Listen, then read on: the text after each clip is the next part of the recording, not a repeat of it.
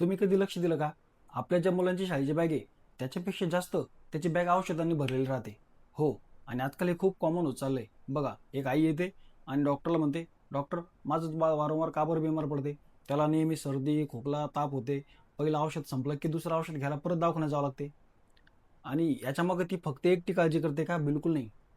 तिच्या मागं तिची पूर्ण फॅमिली सपोर्ट होते.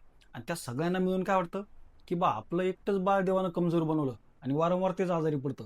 पण थांबा, इथं एक गोष्ट समजून घेण्यासारखी आहे.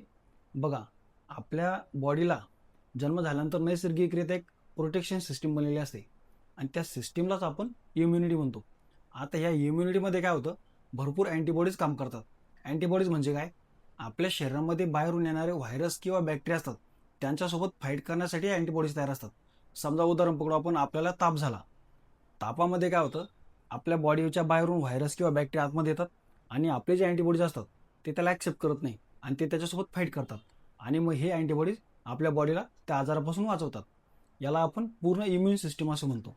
पण आजकाल लाईफस्टाईल चेंज झाली. मुलांचं बाहेर खेळण्याचं प्रमाण कमी झालं, त्यांचे मैदानी खेळ कमी झाले, त्यांचं मातीसोबत मिक्स होणं कमी झालं, त्यांना mobile, chips, cold drink, junk food याची चांगली सवय लागली. त्यांना रात्री, मी आता भरपूर लोकांचे स्टेटस पाहतो, रात्री 1-1, 2-2 वाजता त्यांची मुलं जागतात, चिप्स खातात, बर्गर खातात, पिझ्झा खातात आणि ह्या सगळ्या गोष्टींचा परिणाम मग आपल्या बॉडीवर होतो. बॉडीवर म्हणजे इनडायरेक्टली आपल्या इम्युन सिस्टीमवर होतो. आपली इम्युन सिस्टीम कमजोर होते आणि इम्युन सिस्टीम कमजोर झाली, त्यानंतर आपलं साधं छोटंसं जरी इन्फेक्शन झालं, की ते आपल्याला बिमार पडतं.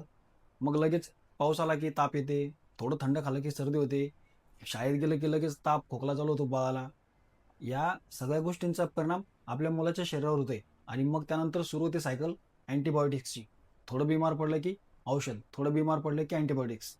म्हणून मग प्रत्येक वेळेस आपल्या मुलाला फक्त औषधावरच ठेवायचं आहे का? बिलकुल नाही. बघा, मुलांना गरज आहे आईच्या गरम जेवणाची, वेळेवर झोपायची, बाहेर मैदानामध्ये खेळायची, मातीसोबत मिक्स व्हायची आणि सगळ्यात महत्त्वाचं, आई-वडिलांसोबत त्यांना वेळ घालवायची. आणि इम्युनिटी वाढवण्यासाठी काही खूप साध्या गोष्टी असतात.